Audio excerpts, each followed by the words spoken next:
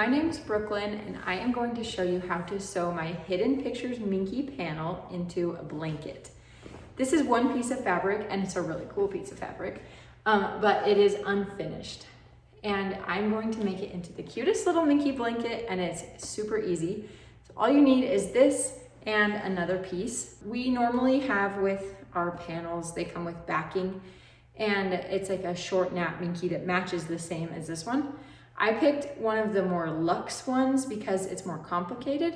So for this tutorial, I want you to be prepared. We're gonna sew with the luxe one on this. The other kind works just the same exact way. We are going to be doing 2 tutorials for these Hidden Pictures panels. This one is with the envelope style, and that's why I also picked the thicker backing. This is the easiest one. This is what I tell people to do if they're totally unfamiliar with sewing with Minky. This is fast. This is a really simple way to do it. So we're gonna start with this one. I'm also going to be recording another tutorial for quilting it, like you see in some of our pictures, how it's like sewn between the lines. I have another tutorial for that also on my page. So make sure that you watch both to see which kind you're gonna try for your Minky panel, and then let's just get sewing. So the first thing we need to do is when you take your Minky out of the bag, start with the panel, and we need to cut off all of the white that goes around that outside of the blue. You can use a rotary cutter for that, or you can use scissors. Whatever you want to use is fine. And just so you know, when you cut it, it does shed. It's because the Minky fabric is this really cool process that has the fibers sort of woven into a net, and that's how you have the raw edges of the fibers. It makes it really soft. Bunch of nerdy stuff. It's cool, but that's why it sheds when you cut it.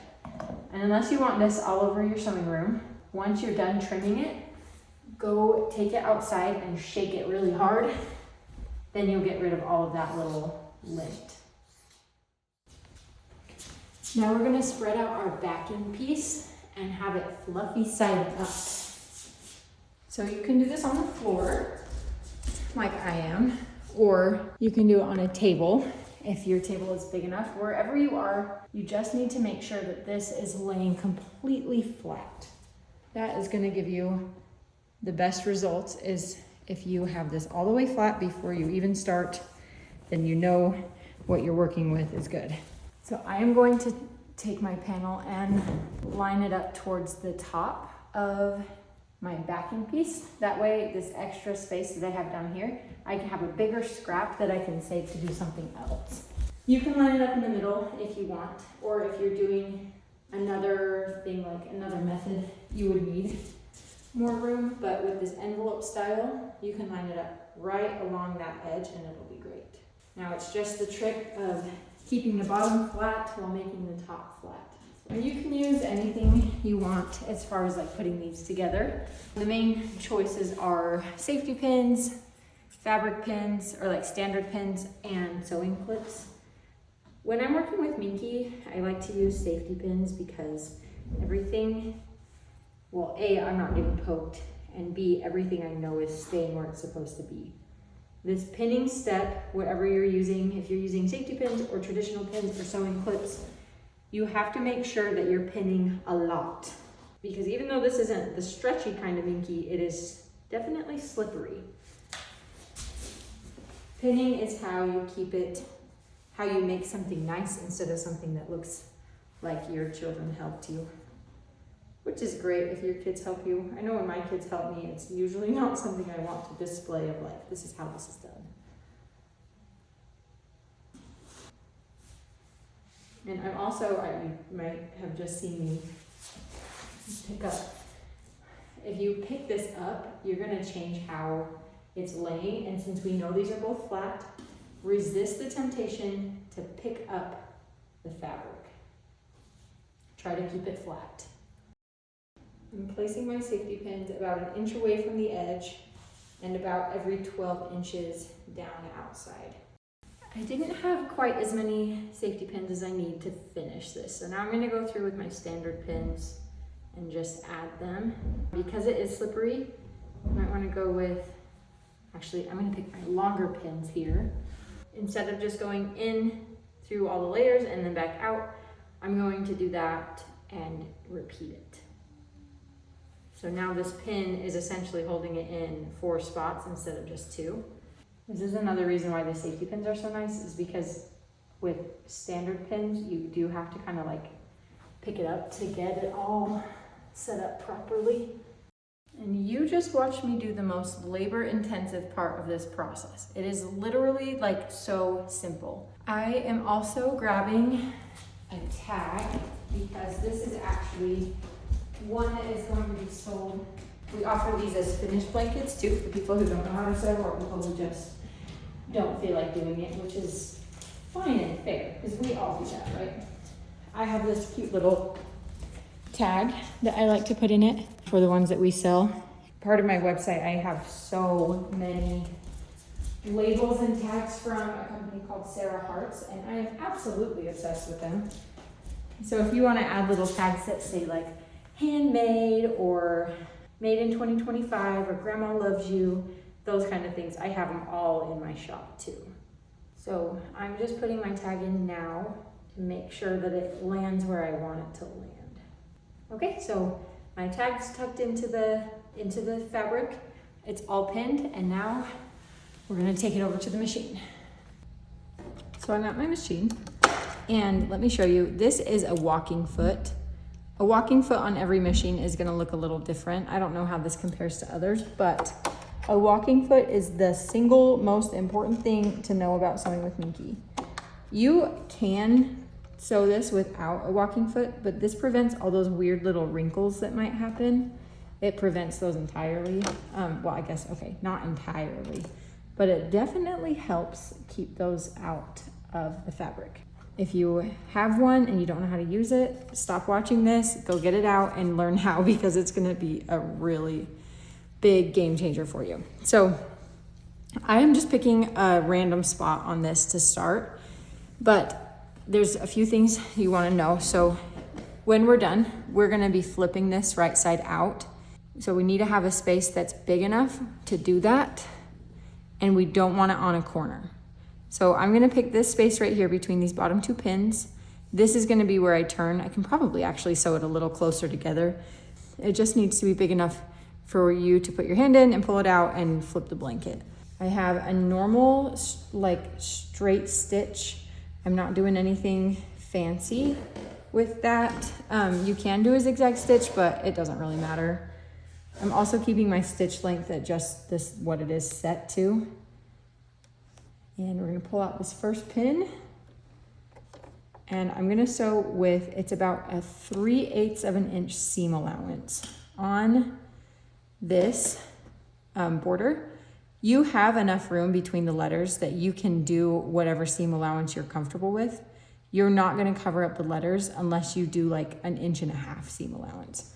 I'm gonna do the 3/8 because it lines up nicely with my foot, and I am confident that I can keep that consistent.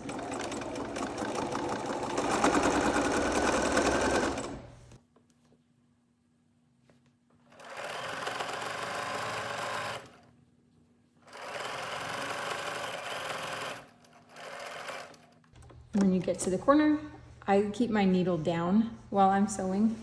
So my machine has a setting that I can just leave it down, and most machines do. That way when you're turning the corners and stuff, it's very easy to pivot.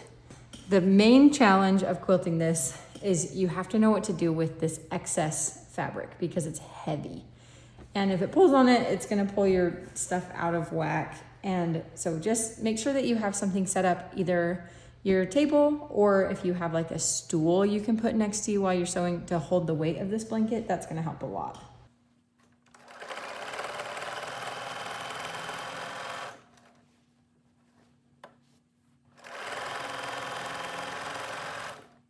I'm just gonna check and see.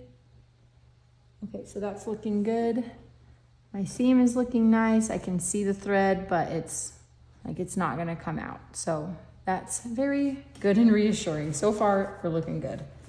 The last thing I'm gonna show you before I just speed this up and do it really fast is how I'm gonna handle the label.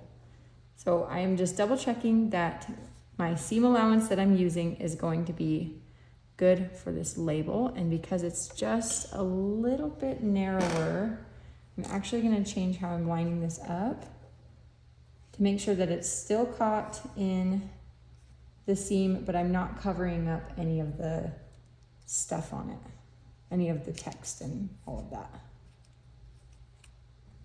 And this can be just a little finicky, but the good news is they're very small, so we just have to mess with it for like 1 inch, right? It's nice.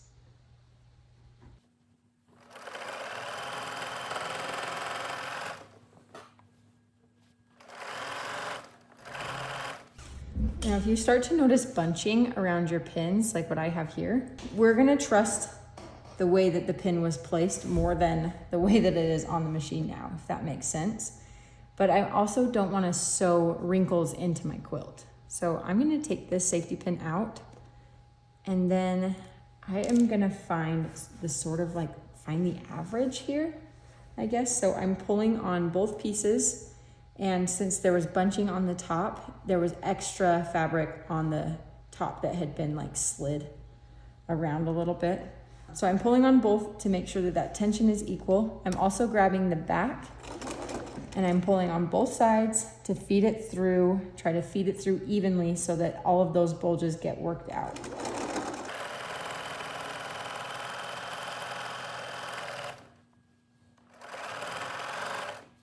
And there's a lot of like stopping and starting on this, which is fine. We just want to make sure that it's tidy. Okay, now that I'm a little bit away from that, I'm going to check back to my label. And if you open up the seam, I'm not pulling the seam out, I'm just opening it up. I can see both ends of the label are in and none of the text is in it too. So it looks like I aimed my label nicely. That'll be fun when I flip it to see how it actually looks. Very excited to see that. Now I'm just continuing around this outside edge.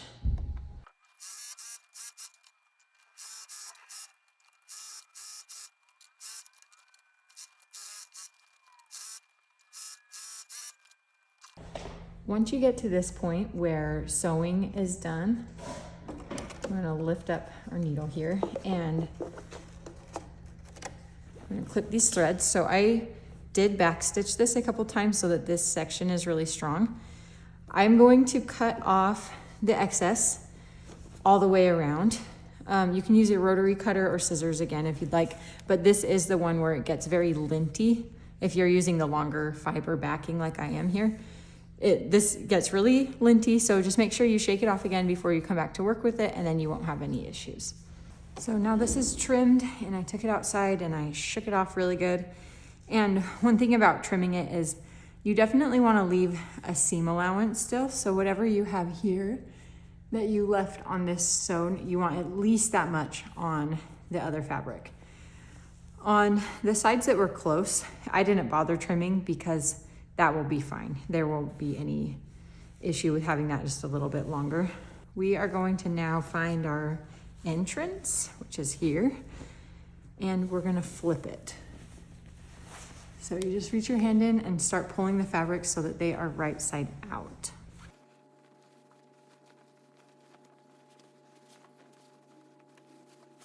Okay, so now it's all the way flipped, and I'm gonna take it and shake it so that it all comes through.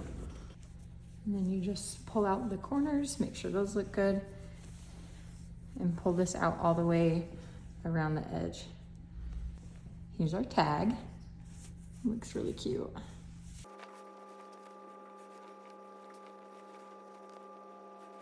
Now that I have all 4 of my corners pulled out and I know that I have this set up properly, I'm gonna lay this out on the ground and prepare it for the next sewing step. So right here, I'm just making sure that my fabric doesn't have any little gaps in it. I don't want to have like, if you have it folded even just a little bit, it's gonna feel wrinkly after this point. So what I'm doing is just making sure it's flat, and then in each of these corners and a couple times down the line, I'm gonna pin it in place.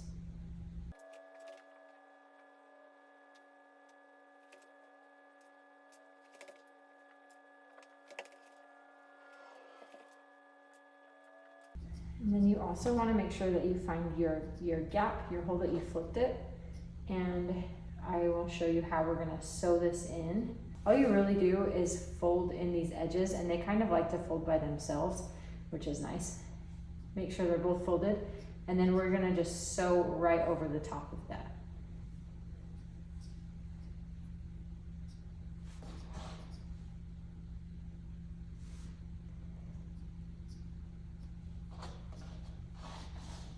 So now I'm back at my machine. This is my spot that was the gap where I flipped, and I'm going to start by sewing just a little line over that. So the stitches end like right here and right here by my thumbs. I'm gonna go back a little ways so that I'm covering those stitches and sewing over it. I didn't talk about thread color before. Minky is very forgiving on thread because the fibers are so thick that it almost just like sucks the thread in and you don't see it very much. But I still recommend a coordinating color. So I have a light blue thread on right now, and it's not the same like teal color as this, but it matches, so it won't stand out.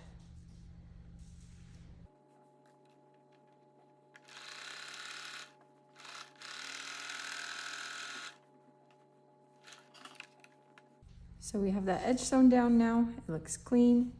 And you have a couple options. So you can continue with sewing that edge and sew all the way around and kind of like top stitch this, which is fine. You can do that for sure. But you definitely need to do this one. So I'm going to sew along this whole line here, like this between the border and the print, and add a stitch. And that keeps it from slipping and sliding. So when you have this blanket, if you skip this step and you think like after you flipped it, it's fine, your blanket's going to slide around like this, and it doesn't feel very nice anymore when it does that. So stitching on this line is essentially like quilting it. Since there's no batting, we're not worried about anything like getting really loose in the middle. We just want to have those fabrics not run away from each other. So I'm just doing a normal straight stitch, and I'm gonna go around this whole thing, around the outside edge, and sew that line.